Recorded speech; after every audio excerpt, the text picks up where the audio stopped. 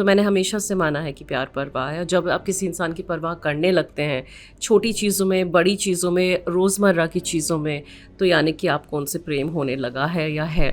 झुंड में हम बाहर आ रहे हैं एंड उनके सबके मम्मी के कॉल आ रहे हैं, so I pick up the phone and I would pretend talking to my mom every single day at 3:30 p.m. Yes, because that's when the college would get over and I would pick up the phone and I'd be like, हाँ हाँ मम्मा mummy बस पहुंचने खाना खा वाली लिया, है। हाँ हाँ अच्छा हाँ डिनर खाऊंगी घर पे, अभी मैं फ्रेंड को मिलने जा रही हूँ. So I had a conversation ready in my head and I was so good at performing that there was a different conversation every day. संजोकत से चलना, ये संजोकत ऐसा एक वर्ड बन के रह गया था मेरी ज़िंदगी में, that even when I started earning enough, I started working at a very early age in my life, right? And even when I had enough in my bank account, मैं फिर भी संजोकत से ही चल रही थी.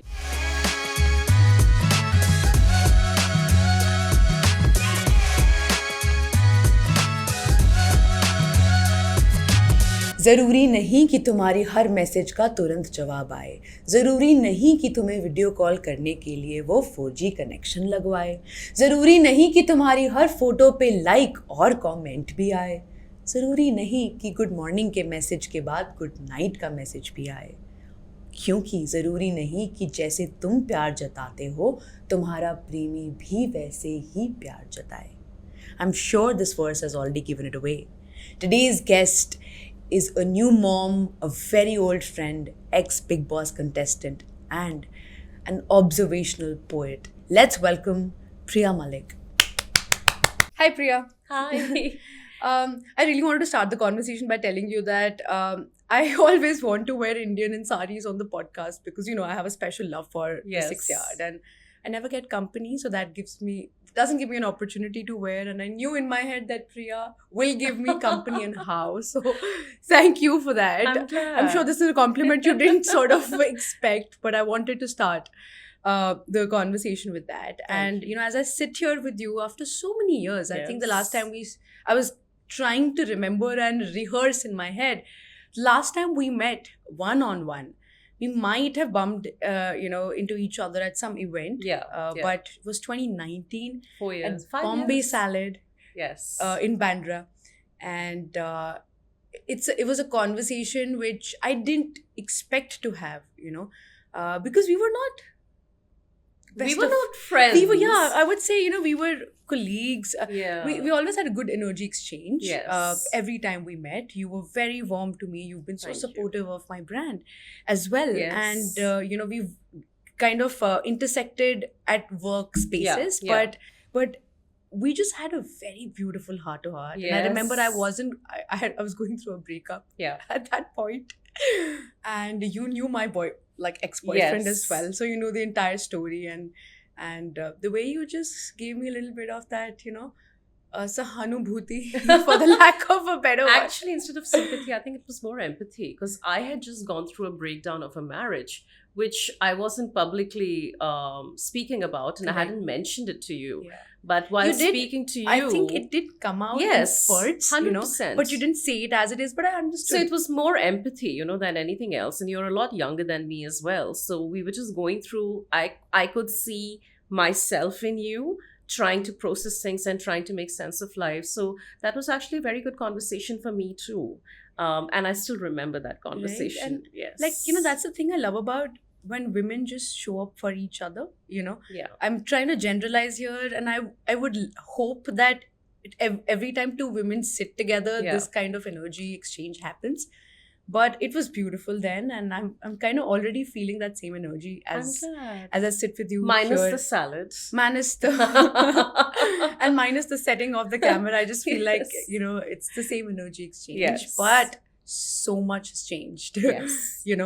Externally, I think you have pivoted with everything in life, Let me just quickly roll back to the first time I ever found out about you. Okay, so I'm not a TV person. I'm usually not glued into the whole, pop culture movement, so to say. But I knew that, okay, this person is on Big Boss 9. Yes. And she's very controversial. Yeah. Okay, that's what the news channels and the social media I mean, would every say, opinionated lady is deemed controversial. Absolutely. So, And moving on to, you then I think you had that realization that poetry from the age of 12 was something that was a Yeah. part of you. Yeah. So I want you to like talk about how did you land up finally to realizing that hey, this wasn't just a hobby for me, Yeah. and this is something that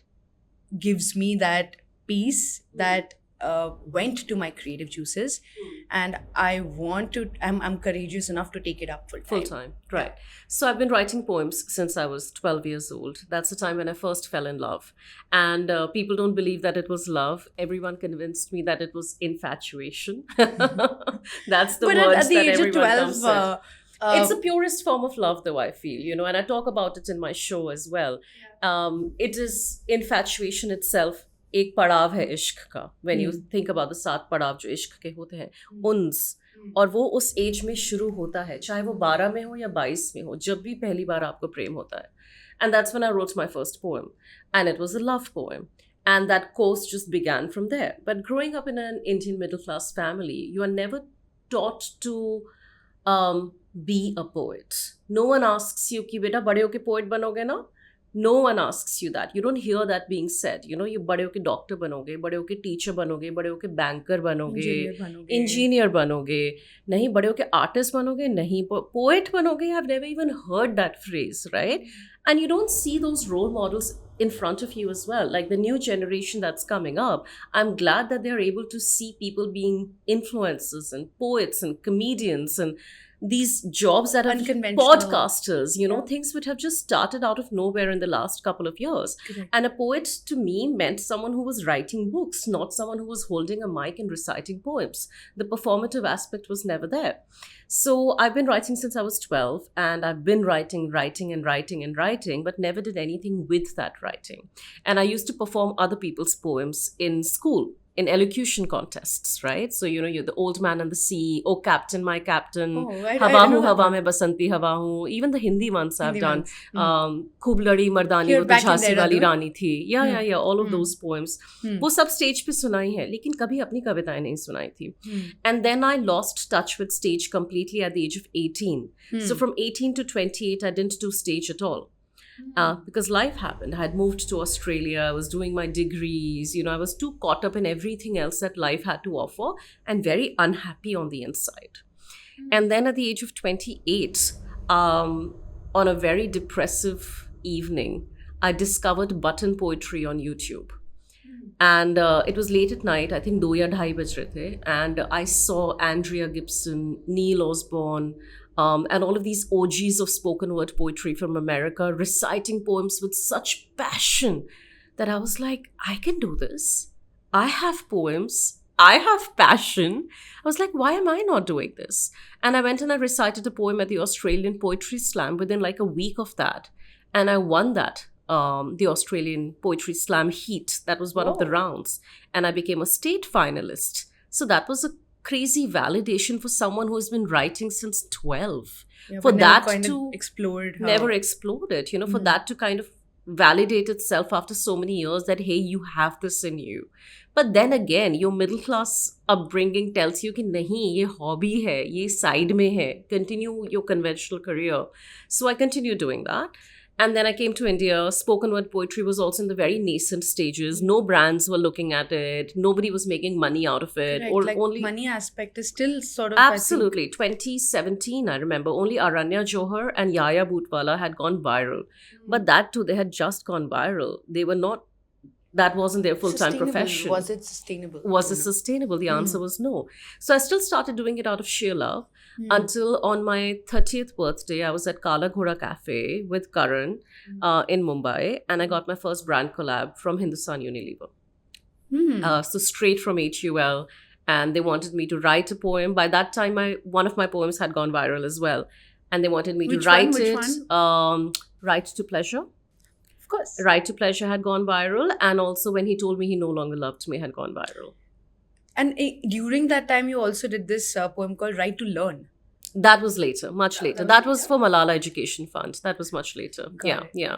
And then I wrote a poem called Dear Mr. Player. And that became a thing. I've been listening to And the poems yeah, on YouTube last 3-4 days because I was doing my research. So Yeah. now I remember yeah. the names of the poems. So it was powered by Brill Cream. Mm. And we wrote, executed, shot, and uploaded within 24 hours. And I was like, oh, wow, people want to pay for this. Yeah. That's the first time you feel that people want to pay for something that you are passionate about. And extremely good at. Absolutely. And I think that made me make it into a career. So I left acting, news.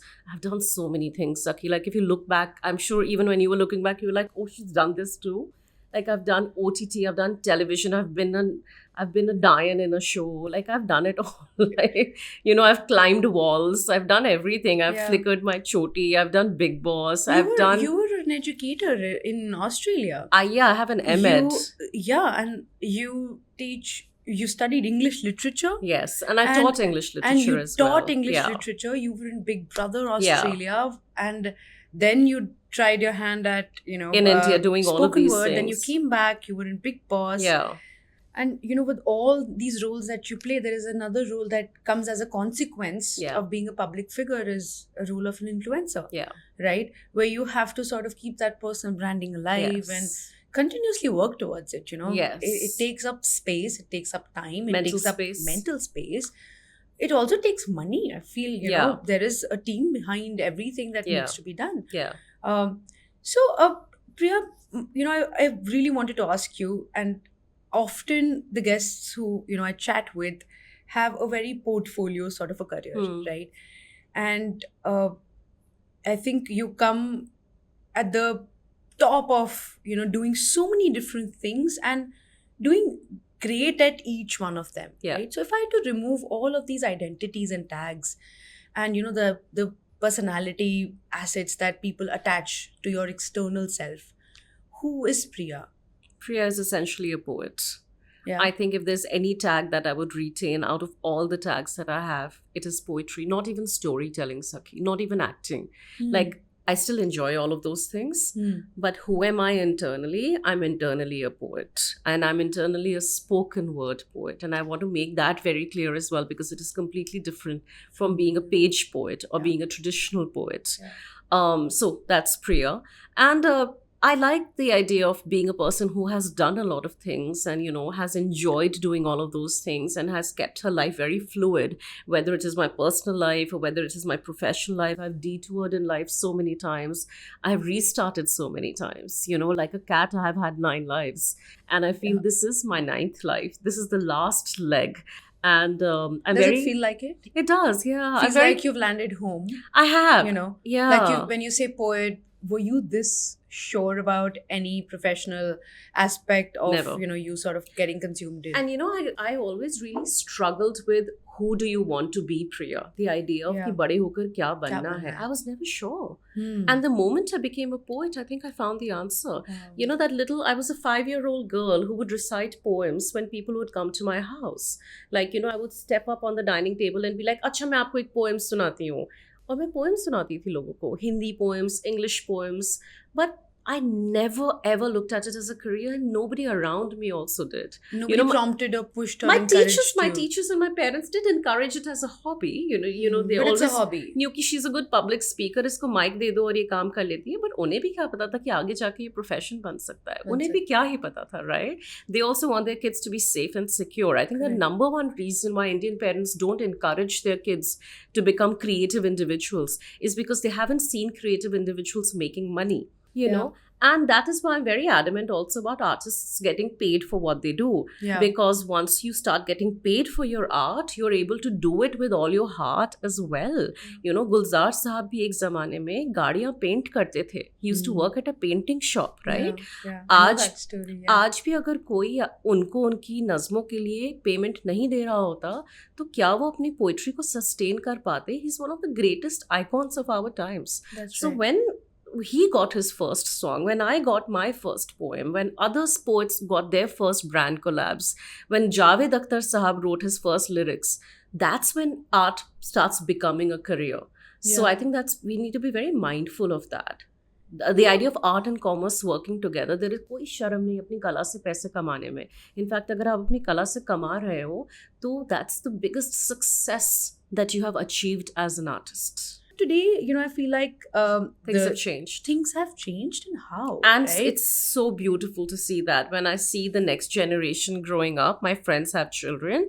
When I see them growing up, and You're not that old, also. Come on. no, I have a lot of friends who are like 10 years older than me and also 10 years younger than yeah, me. then that makes sense. Correct. And a lot of my friends do have grown up children as well. Hmm. A lot of my school friends now I'm have sure, grown up because kids they who had sort of kids got- early on in life, early Correct. 20s. If they've had kids, their kids are 15 years Oh old. my God. Yeah. In class 10th. Yeah. My baby's 5 months old. So that's the I'm difference. 31 and single. Yeah. 30, almost 38 here, so. That so we are also- a decade difference as well. It's two different generations. Almost, but I also feel like these things have also become really dynamic, right? Oh. Like, today I can stand up for myself, and as long as I'm okay with being in the position and the status of my relationship, or, I get to decide, right? Yeah. As long as I'm okay with it, there is only a certain amount of pressure that I will succumb into. Yes. Yes. This wasn't there, during probably your time Yeah. as much. Yeah. You also, I think the first time you got married, and I want to touch upon that Yeah. a bit, was when you were 21, Yeah. right? Yeah. And, you have said this various times, that, your love language, and I'm extremely passionate about psychology, Yeah. so I do read a lot about, Yeah. the logical part of how they portray love to be. Yes. Right. And while I see some value in it, but I also feel like when it's the things of the heart and Yeah. things like love, there is not a lot of Logic in logic it. I that agree. sort of really comes into play, right? Like, we can say, okay, these are the 5 love languages, and this Yeah. is my attachment style, and that partner is right for me because he goes to therapy and he Yes. does yoga and meditation. But I feel like all of these things are on one side, and then the Love other is on side the is other. that love on the Yeah. other side. Yeah. But yeah. what do you have to say about that? Because I remember these words. You say that love, pyar is Parva. parva. Yeah. So I've always believed कि प्यार परवाह है, and parva means to care for someone. Actually, परवाह का असली अगर हम लोग मतलब समझे तो to be considerate. And I think there is a lot of love and consideration. When you start making your life decisions, considering how they will affect the other person in your life, you are definitely in love with the other person. Because if you're inconsiderate of them, whether it is in your daily life, whether it is in your minor decisions, something as simple as what to order for food, something as simple as where to plan your next holiday, if you're inconsiderate of your partner, then a part of you is showing that you're not in love with them the way you should be. तो मैंने हमेशा से माना है कि प्यार परवाह है. जब आप किसी इंसान की परवाह करने लगते हैं, छोटी चीज़ों में, बड़ी चीज़ों में, रोज़मर्रा की चीज़ों में, तो यानी कि आपको उनसे प्रेम होने लगा है या है. So that's really important for me. And acts of service is my number one primary love language. So, I would cook for you. I would like to do things for you. I'm that person.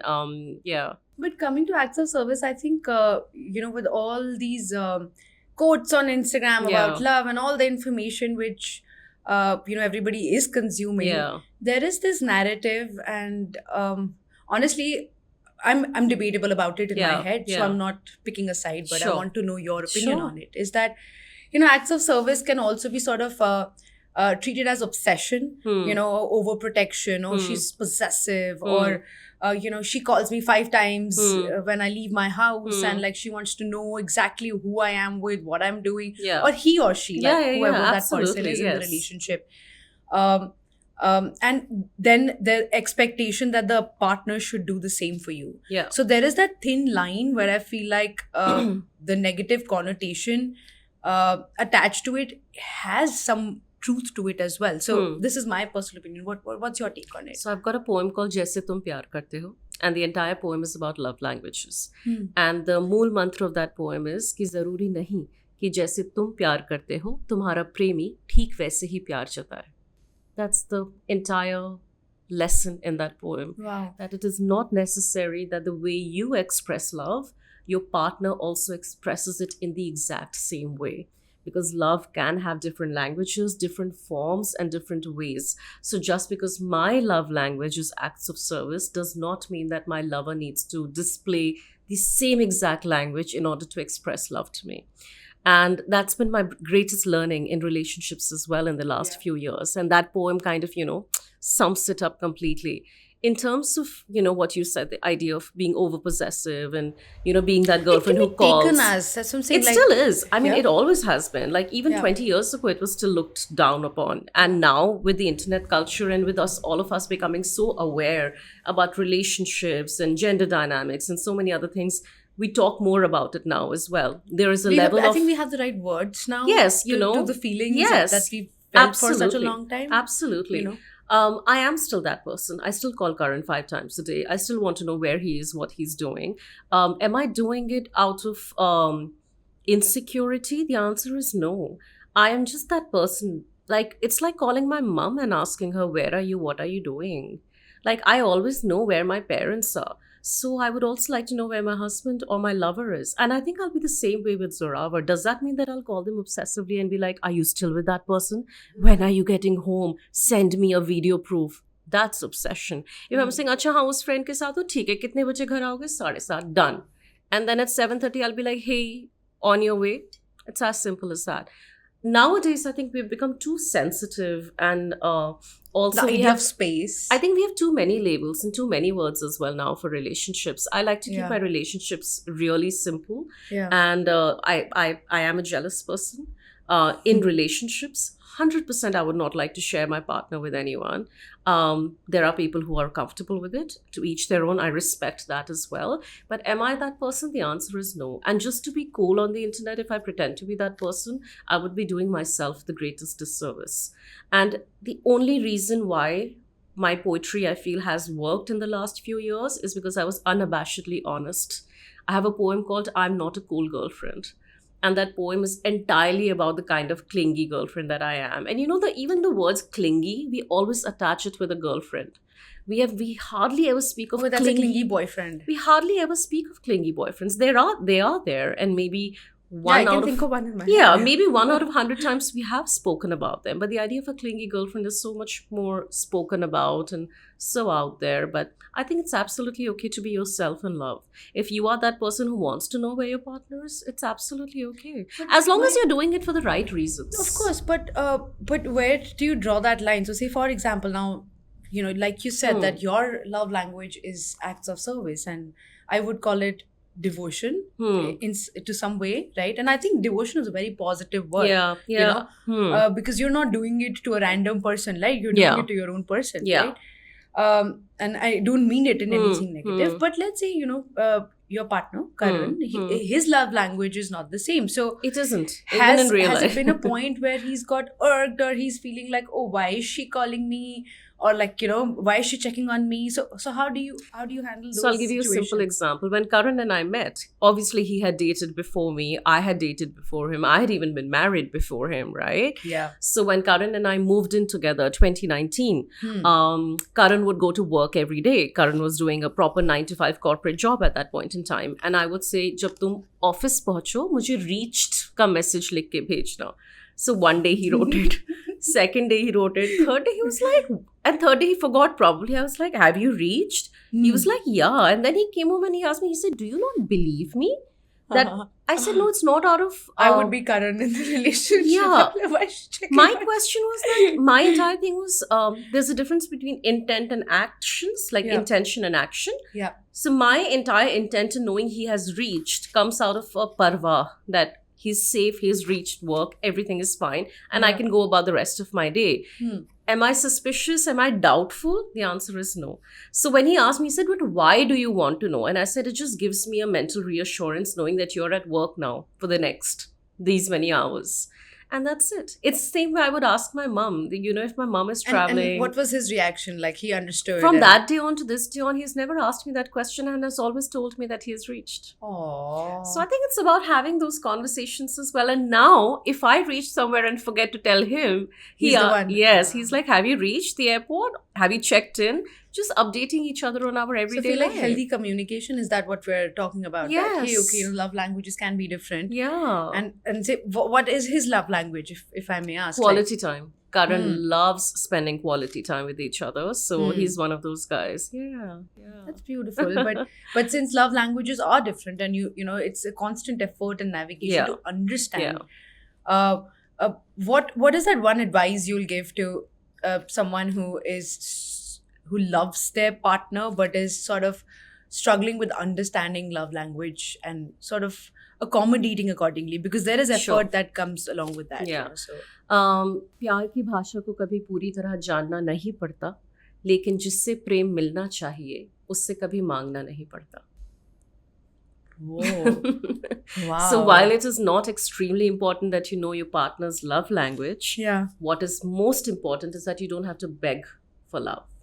That's the most important thing. wow, that was really beautiful. बाकी सब love language समझ में आ जाएगी, थोड़ा वक्त बिताओगे, change होती रहती है लव लैंग्वेजेस भी, maybe 10 years ago if it was physical touch, now it is giving gifts. yeah. वो भी होता है. हाँ. The idea is to not have to beg for love. And as I said, जिससे प्रेम मिलना चाहिए उससे कभी मांगना नहीं पड़ता. That's the most important thing. So I think sometimes we get so lost in, as you said as well, these labels and ideas yeah. that we forget what is most important. Also, I feel like we're so quick to dismiss, Especially specifically nowadays. now, because there's a paradox of choice, right? Like, Yes. we're on all of these apps and the new ways of sort of, we feel that everybody and everything is so interconnected and a lot more connected. However, Yeah. I think we've never felt or Yeah, been yeah. lonelier and more isolated. And then, we see, okay, these 3 tick marks are being met, Yeah. but there's another one. Yeah. My mom would always tell me the story, while growing up, that there is this building and you go on the first floor, and I think this is a reel now. So I sent it to my mom. I was like, Mom, this is the story you used to tell me bachpan mein, that there's a woman who's going searching for a husband. अच्छा. Okay, तो वो पहले floor पे जाती है, चार मंजिल का बिल्डिंग है, ठीक है, वो पहले फ्लोर पे जाती है. So there are XYZ number of men and they are all very good looking, tall, whatever, great sharp features. And she's like, nahi, I will try the next floor. Okay, so now next floor, the first floor criteria is already met. And second floor, apart from having all of those assets and virtues, the guy is professionally also doing really well. He's earning well for himself. He's in a well-settled job. Right? She's like, nahi, I want to go on the third floor. Okay?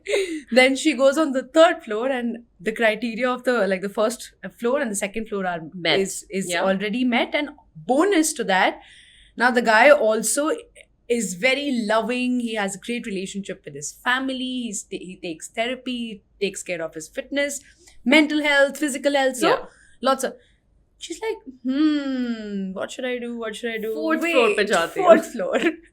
I can see where this is going. Yeah. And then she goes on the fourth floor and there's nobody there. And there's nobody there. Right. Yeah. And I remember my mom what telling me a great this story. It is it's actually a fun story, but it's very deep in relevant sense. in today's time as well. Right? Yeah. And my mom narrated this story to me, I think when I was 5, 6, but some things stay with you. Yeah. And I'm an extremely observing person. So I remembered. And when I saw this on the reel, I went back to her and I'm like, Mom, look at this.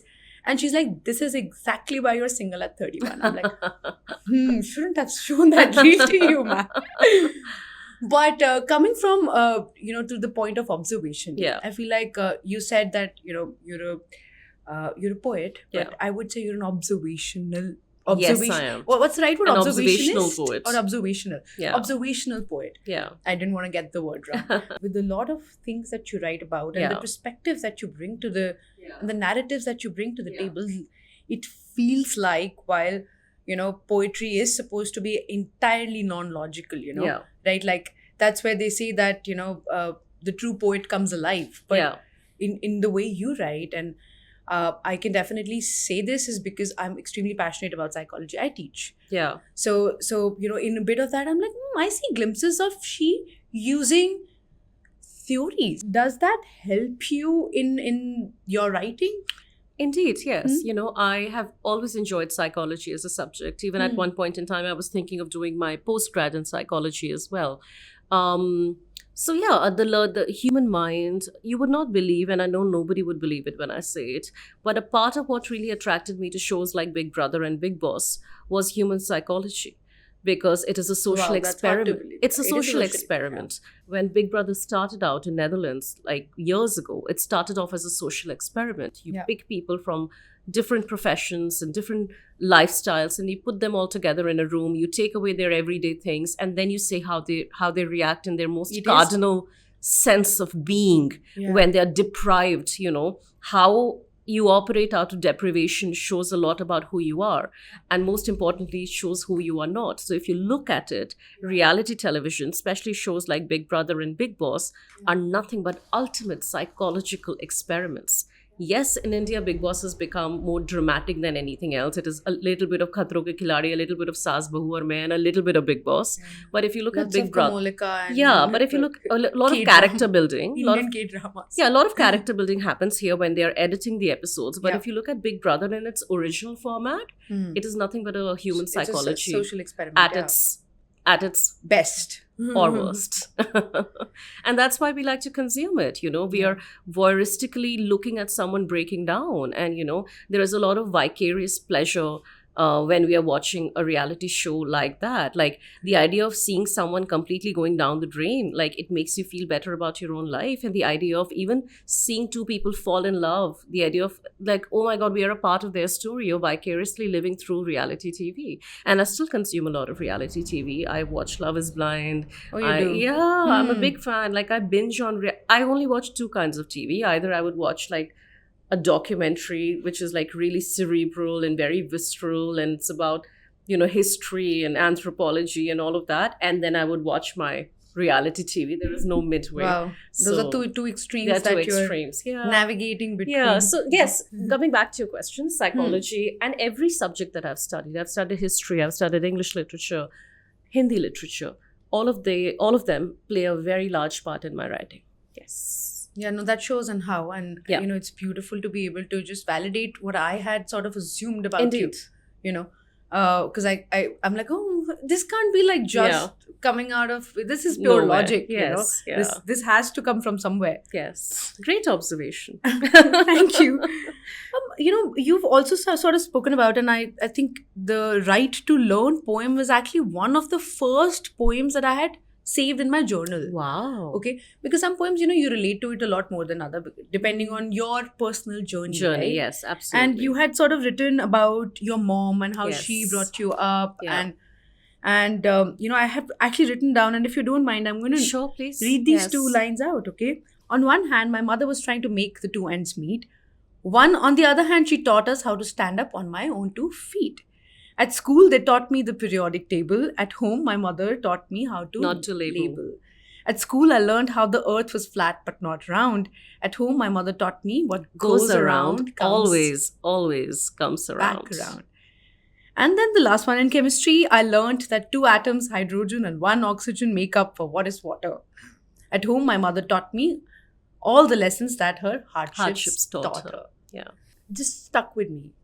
Some things just you relate to on a different Yeah. level. And I wanted to understand, how did your early experiences with financial limitations, Yes. you've spoken about a bunch of Yes. times, affect your sense of identity, your risk appetite, and how have you reconciled those in your head in your adult life? So Or does grew it up- stay? Oh, of course it does. I grew up in a family where money was always an issue. And when you grow up in a household जहाँ हमेशा पैसा कम पड़ जा रहा है, it really It's just enough. It's not. it's never enough actually. I mean, yeah. It does play a part in who you become later on in life. My attitude towards money has been shaped a lot by not having enough. It's only in the last few years that I have become a little bit more comfortable with money, that I've also learned how to spend money. I've also learned how to buy convenience with money. Even up until a couple of years ago, I would not do that. Because I have grown up with that sense of, but paisa bachao, acha yahan paise bachao, paise bachao, paise bachao. Give me an example. So my mother was always very sure of sending me and my sister to a good school. But that also meant कि fees हमेशा late आती थी, right? तो हमेशा school में जब, and I was such a dramatic kid, I tell you, Sakhi, and I don't think I've ever spoken about this. So school में fee defaulters के नाम assembly line में बुलाए जाते हैं. So my name was always in a fee defaulter. Oh, God. And I would turn around and I would tell my friends, my dad is so busy with his business कि उन्हें fees भरने का time ही नहीं मिला. And I always used to say that because I wanted to pretend that things are great at home, but my dad is so busy that he forgot to pay our fee. And as a child, it's heartbreaking. Now that I think about what I was doing as a kid, it's heartbreaking that there was a child who was trying to make amends, who was trying to compensate for everything that was missing in You her were life. parentified as a child. Absolutely. This is you playing the role of your own parent when you do that. Yeah, and grief is not a competition. Struggle is not a competition. I was still going to a great school. I still had food at home, a roof over my head. There are people who have lived in much worse circumstances than I have. But that sense of not having enough was very much ingrained in me. And I have a very strong sense of obligation because of that. So I started working at the age of 17 and I never stopped. And the reason I started working at 17 is because I knew that there was no other way out. I knew that I had to make ends meet because I knew my parents were getting older, my dad's businesses were not working out, I wanted my mom to stop working. So at 17, I was looking after the entire household. Now things have obviously changed, and one thing I'm doing for Zorawar as a parent is I'm making sure that by the time he's 18, he has enough of a corpus to live a decent life, but I still don't want him to be too comfortable or too privileged growing up and still know the money, the value of every rupee and the value of every dollar. Do I regret growing up the way I did? Not at all. Because while money was always an issue, values were very much imparted in my family, and my parents did everything that they could, in order to give us a comfortable lifestyle. So do I have any regrets in that sense? No. But do I see myself being affected by that as a daughter and as a parent? The answer is yes. Yeah. So from what I hear is that Yeah. some of those things have that conditioning Yeah. has reconciled. But so talking about love and your definition of love, which I think I agree with, but it's still debatable in my head because I Sure. haven't truly understood the meaning of love, and I'm a very logical person. So for me, I had assumed that you're a poet and you have a way with words, so you're going to come up with a A complicated, complicated verbose very paragraph about verbose, love. very Sufi version of it. Yeah. But you very anticlimactically gave me a one-word answer, which makes a lot of sense. Yes. And I don't have to agree with it. Yeah. But when we talk about love can not only be felt in a relationship with your partner, but love platonically with your friends, with Yeah. family. Love is everywhere around us, right? So how do you treat that definition of love and plug it into your friendships, and are you able to sort of bring that definition of love in your friendships? Yeah, that's what I wanted to sort of Yes, I have to be considerate of my friends. I think दोस्ती भी परवाह है. अगर आप परवाह नहीं करेंगे अपने friends की, तो आप उनके असली या सच्चे दोस्त नहीं बन के रह सकते. I also think friendship is an extremely integral part of your love relationship. Karan and I were friends first and lovers later. And every time we have a tiff or an argument or a debate or a disharmonious conversation, it is only our friendship that brings us back. Always. We always go back to that Karan and Priya, that used to just chill and hang out every day with no expectations, nothing, no conversations about love or future, none of that. We were friends first. What we enjoyed the most was conversing with each other. We would spend hours just talking, just chilling. He would literally make me laugh. And I used to feel like that Priya who had those buddies that she would hang out and chill with. So I think friendship is a very important part in relationships. And a lot of your relationship factors also play a lot of part in who you become friends with. It's like, it coexists. Yeah. Yeah, but I've often feel that when we're in a relationship, and I think I have done that in my past, and I see women around me sort of Yeah. talking about it quite often, is that we make that one person our everything. Yeah. I'm gonna seek all kinds of intimacy from that one person. Yeah. Yeah. So how do you? What's your opinion on that? And do you think that's a recipe for a heartbreak or an unhealthy relationship? Yeah, well, yes, I know it will be considered an unhealthy style of attachment in Instagram language. But if you ask me the reality, Sakhi, that's how it is. When you are married to someone or in a long-term relationship, the person does start fulfilling a lot of roles in your life. Karan is right now my sister, my friend, at times my parents, sometimes my buddy, sometimes my child, sometimes my father, and sometimes my husband. and I fulfill all of those roles in his relationship, in his life as well. Sometimes I give him advice like a sister. Sometimes I'm just a friend to him. Sometimes I'm a wife to him. Sometimes I'm a daughter to him. Like, these things happen. You do interchange roles when you're in a long-term relationship or a marriage. Does that mean that once you are with your life partner, you don't need a mother, a father, a friend, or a sister, or a brother? Does that eliminate all other relationship needs? The answer is no.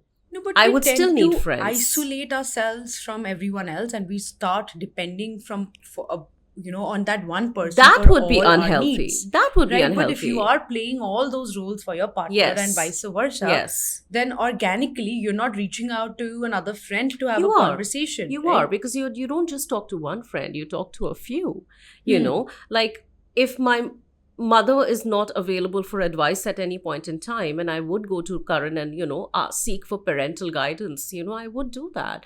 Does that mean that he's eliminating the need for me having parents? No. If your partner is completely isolating you from everyone else just because he sometimes plays a particular part, that's unhealthy. But if your partner is playing all of those roles in your life at different points in your life, while still giving you a healthy sense of, attachment in terms of your other relationships. Yeah, and I'm so honest about these things Yeah. in my life because it's Is important that a for me. learning for you? Sorry to interrupt. Is that a learning for you from, and I didn't want to say, but a failed marriage? Is that how you call it? What do you call it? A relationship that didn't work That out? didn't work out, yes. Yeah. I would not use the word failed at all. My bad. with That's marriage. why I wanted to recheck if Yes. I'm using the Yeah, correct words yeah. because sometimes Yeah. we say things with a different intention. I know, but, exactly. And these words have been around for so long. I'm Correct. pretty sure even I have probably used it in the past. So it's absolutely okay. and I'm sure when the whole process of divorce happened, Hmm. and it's still a taboo, Yeah. right? Very much. Yeah. I have seen this around me all Yeah. the time, and women would just, or people would just say, and oh, I'm so sorry. Yes. Oh, you were divorced. Oh, I'm so yeah, sorry. Yeah. And there is a अच्छा वो poem. Divorcee हैं ऐसे ही बात भी हाँ. person starts being described as a अब इसकी शादी divorcee. कब दोबारा होगी? Yeah. So tell me some of the things that you experienced, Yeah. and also that's part one. And what was your biggest learning from something that didn't work out? I had a great marriage, firstly. Let me put that out there. I met my ex-husband when I was really young, and we were friends first as well. And I think it was that friendship that led to the idea of, moving in together. And we were moving to Australia at the time. He was moving to Australia, and I was like, hey, And one thing that happened, maybe in that day and age, I don't know if it happens anymore, is girls getting told a lot, jo karna ho, shaadi ke baad karna. I don't know if you have heard it. No. In my house, I have heard My it. parents have told me जो करना है पहले करके सब try करके फिर शादी Yes, करना. see, that's like, the that's what that's my the parents generational have. That's the difference notion there. I've been brought up with. Yeah. So, and my mom and I have had this conversation now in life, that at one point in time when you tell your children, jo karna ho shaadi ke baad karna, so your kids are like, theek hai, main shaadi kar leti hu. I got married because of that. My marriage was nothing but a ticket to freedom for me at that point in my life, right? At 21, I was like, I want to live the way I want. I want to wear what I want. I want to do what I want. Or travel how I want. I'll just marry my boyfriend. And then my mom was like, no, you're young for marriage. Why don't you finish your graduation? So I waited till 21 to finish my English honors you were degree. Dating him, I was dating him even before that. I was Got dating it. him since I was 18. And then I got married, right? And then you get married, and when you get married so young, you do evolve. By the time I was 25, I You're a was a different different person. human being, completely different human being. So I would imagine. Absolutely. And also a lot of people think कि divorce के लिए कोई बहुत बड़ी चीज़ हुई है आपकी ज़िंदगी में, या तो आपके पार्टनर ने आप पे cheat किया है, या आप एक abusive relationship में हो. नहीं. Sometimes there are two people जिनकी ज़िंदगी बदल गई है, जो अंदर से बदल चुके हैं. वो लोग हैं ही नहीं जो वो पहले थे, right? And when you are two people who have completely fallen in different life paths, the best thing to do is to also have separate lives at the end of the day, right? बच्चों के लिए शादी बना के रखो या समाज के लिए शादी बना के रखो, these things didn't make enough sense to me. And I had such a great relationship with my ex-husband as well that we were able to have that conversation, and a very mature conversation was listen. it amicably done? Absolutely. We had been married for 10 years. So, after 10 years of marriage, to someone who has seen me literally grow up, if you're not able to have that conversation, and divorce was one of the best things that happened to me and to him, because we were great friends, but we were not good husband and wife. It was as simple as that. I'm married to Karan now, who I consider the love of my life, and he's also with someone who's completely and fully and in a happy relationship. So had we stuck onto each other, both of us would have been miserable. It's like, when one stain meets the other stain, the stain gets only bigger. So the idea is to wash away the stains.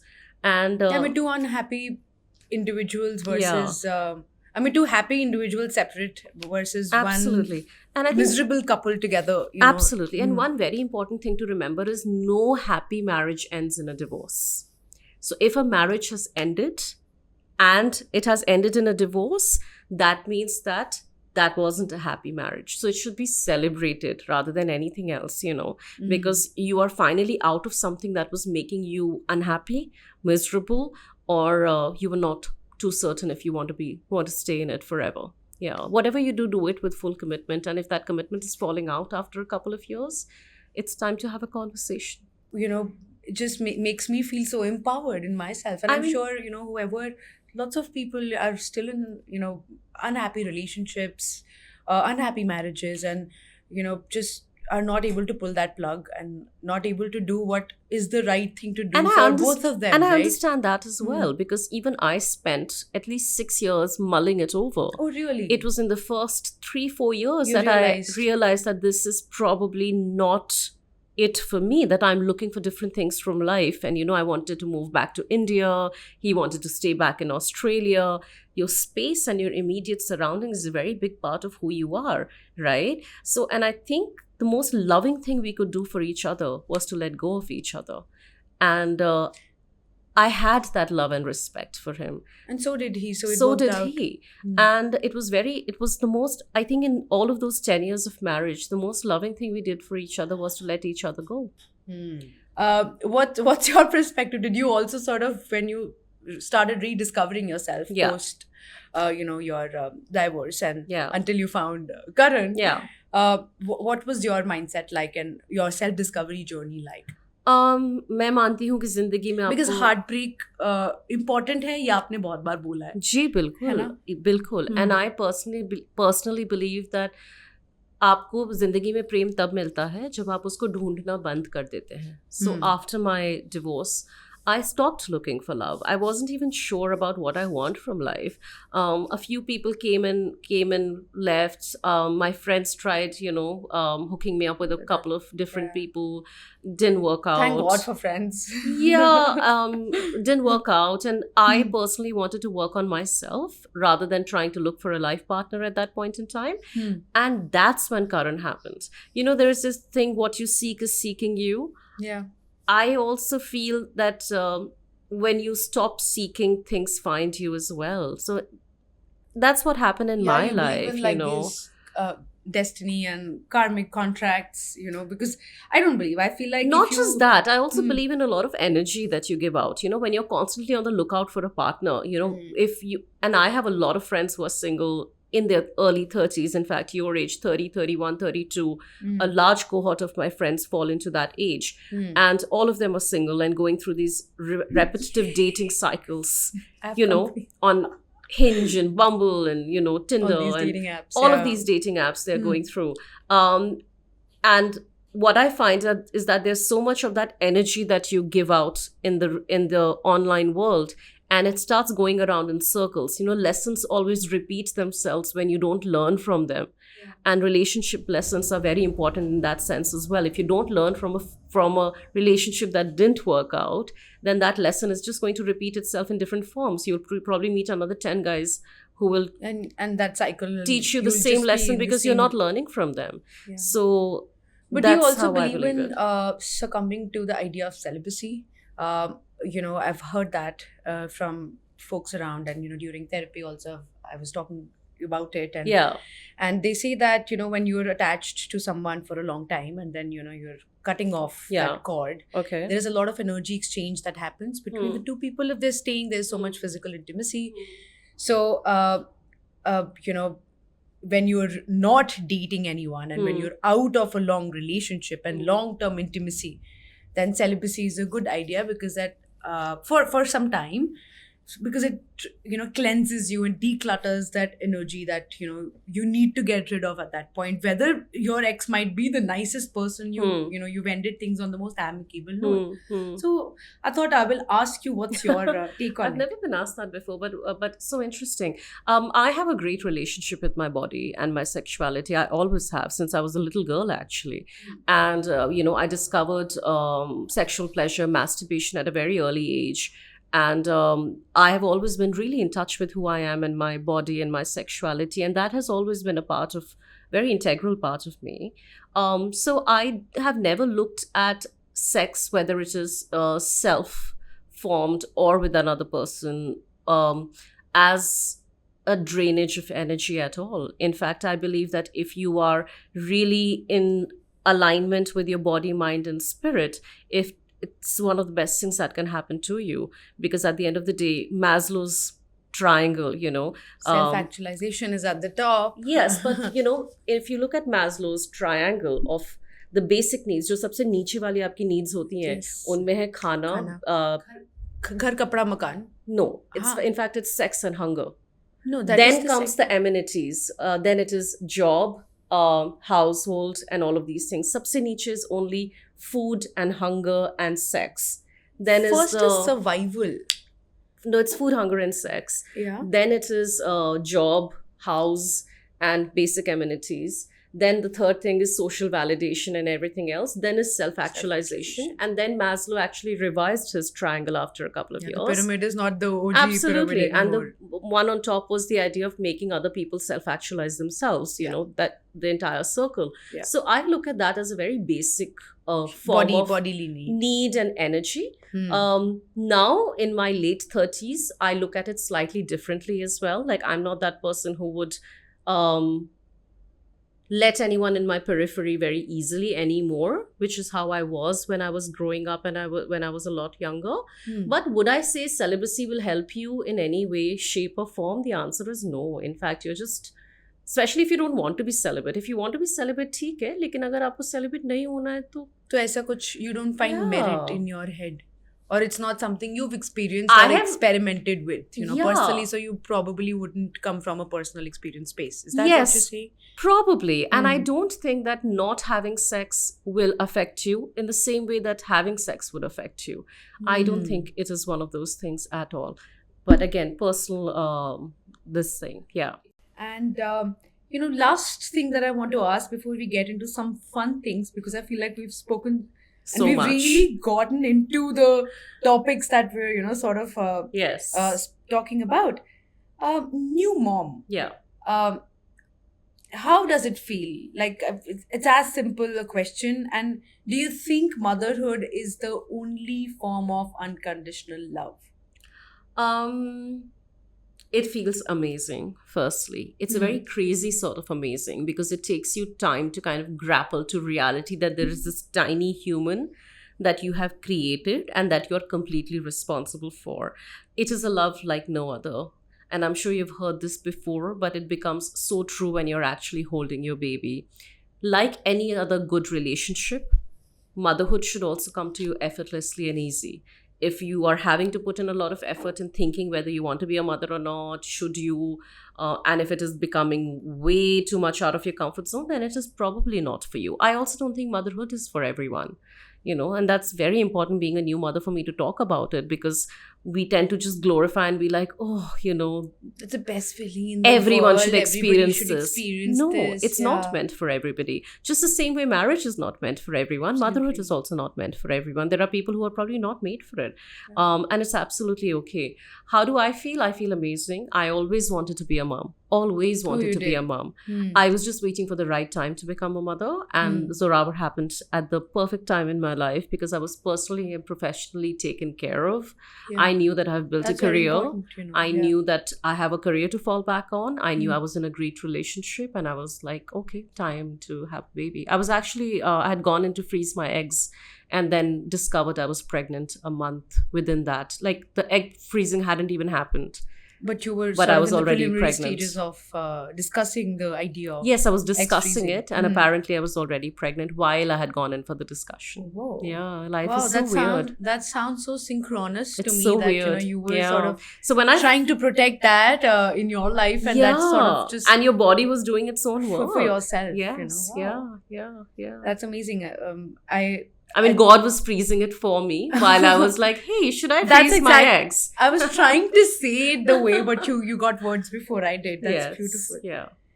Okay, now it's time to get into two fun sections. The first one is going to be all about poetry because, kid you not, I have just sat here wanting to listen to you actually narrate a poem. Thank you. But so each chit has one word written on it, Mhm. which is an emotion. So you Mhm. pick up any chit, you give it to me, I read out that emotion to you, and you have to come up with either two lines from your Sure. own poem, released, unreleased, some other poem that hits home when you read that emotion, Sure. or a song, Okay. right?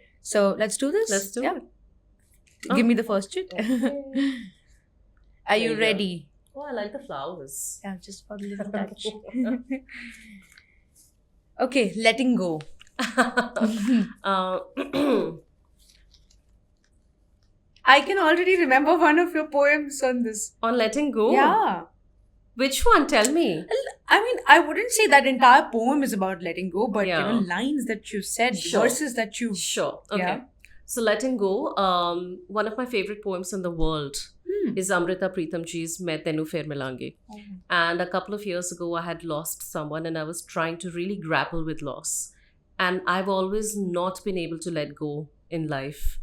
But with life, I've learned it is important to let go. So I had written my own version of the poem. And it is called "मैं तुम्हें फिर मिलूंगी, कहाँ कैसे किस तरह मुझे सब पता है." And then towards the end of it, it says, मैं और कुछ नहीं जानती, सिर्फ इतना जानती हूँ कि वक्त से जूझ कर, रेखाओं को तोड़कर, नसीब को चीर कर तुम्हें आना पड़ेगा और अगले हर जन्म में मेरा साथ निभाना पड़ेगा. मैं भी जूझूंगी, तोड़ूंगी, चीरूंगी, वक्त, नसीब, रेखाएं, और तुम्हें फिर मिलूंगी, मैं तुम्हें फिर मिलूंगी. So the idea of letting someone go so that you can meet them again. And I do feel that you have to let go in order to... Something is happening here. That was so beautiful, Priya. Thank you. When a lot of my friends and family have lost people recently. In fact, my cousin recently lost her mother. And I'm getting emotional. I'll talk about this as well. And I told her that until she lets go of her mother's spirit, she won't release her mother completely. And I think it's easier said than done because both my parents are still alive and in this world. But that conversation really resonated something in me because I felt that we were not being able to release the mother completely because we had not let her go. So, yeah, it's like letting a bird fly out of a cage so that the bird can completely soar in the sky. I think it's the same idea with people. Letting go is the most loving thing you can do. Yeah.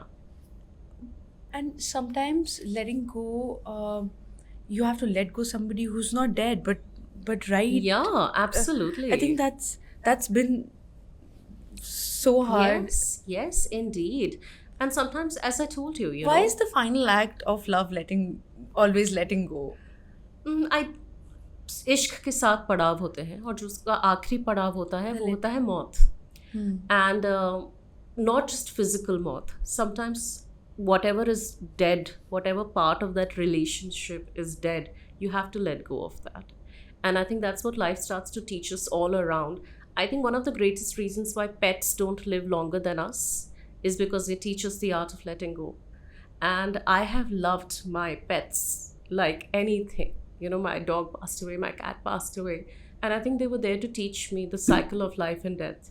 और हम लोग कभी कभी कहते हैं ना कि ये लोग हमसे कम क्यों जीते हैं, इनकी लाइफ 4, 5, 10 साल क्यों होती है, सिर्फ इसीलिए होती है. They're just teaching us to let go.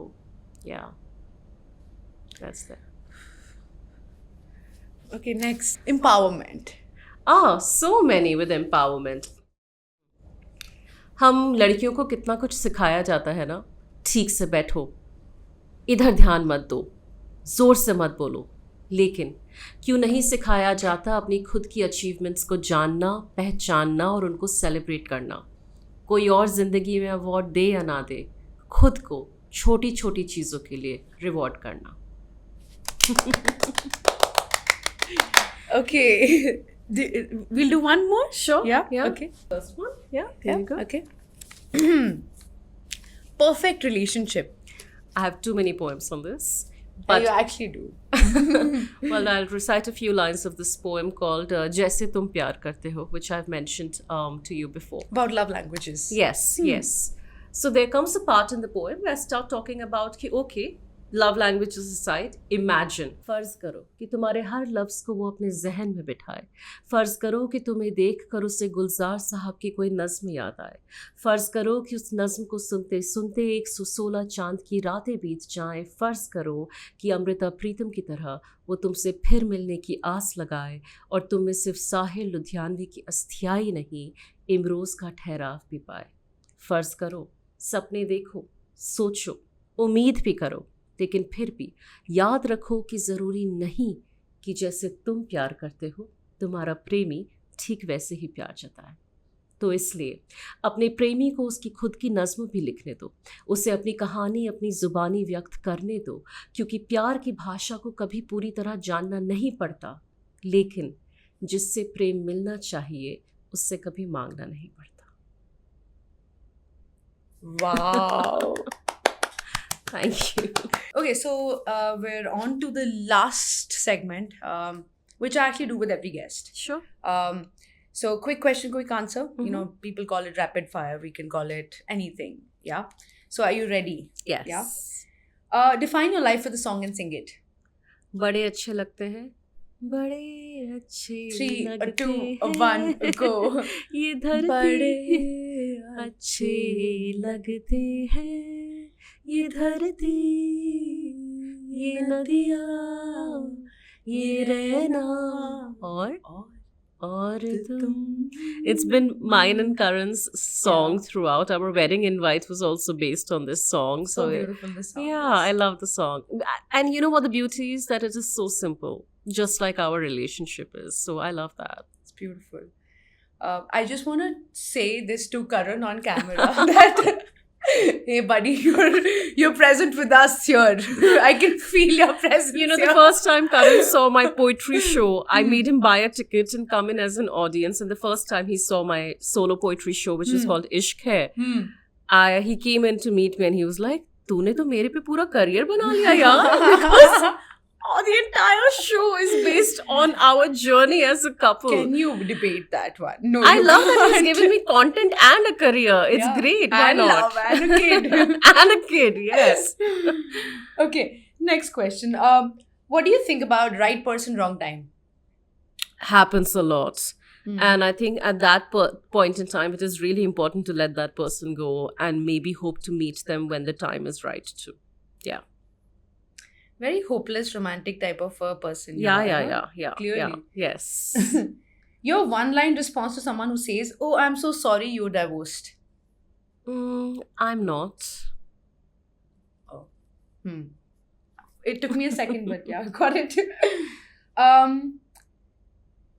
Teach me 5 words in Urdu about love. About love, kurb. You know, kurb. Kurb does means that mean? closeness. Yes. Kurb. Inayat, we all know, is kindness and compassion. I think every good relationship would have that. Mohabbat, you already know, is love. Ishq. Aqidat. Aqidat What means does that mean? trust. Trust. Ibadat means worship. Worship. Devotion. Yes, Ibadat? Ibadat, worship, devotion, Synonymous. either. And What is heartbreak in heartbreak is dil tootna Dil only. tootna Yeah. Dilkashi, attraction. Dilkashi? I just find all of these words really sensuous. so beautiful, aren't they? Yeah. Sensuous and beautiful. Yes, you know? There's yeah. this like undertone of, I love that. Okay. What was, sorry, this second last word? Trust? Aqidat. Aqidat. Yes. That's something I definitely didn't know about. So, Aqidat. Yeah. Aqidat. Priya, do you have Aqidat on me? I do have trust on you, yes. Okay. Next question is that if you wrote a book about falling in love with someone you can't have, what would be the last line?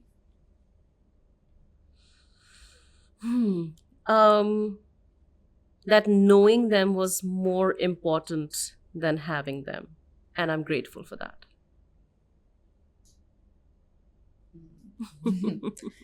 And last question that I ask everyone, is there any question you have for me? What was the most important takeaway from our conversation today for you? Oh, many. I think because I'm an overthinker and I'm a observer myself, I think I was constantly observing and thinking while having a conversation with you, which does not happen with every guest. But because the things that we spoke about really hit home, and I think I'm going to really go back home and probably write down and then try to process so much that we've spoken about. But at the top of my head, if you really ask me and put me in the spot, now it feels like how it, it feels like how to be questioned.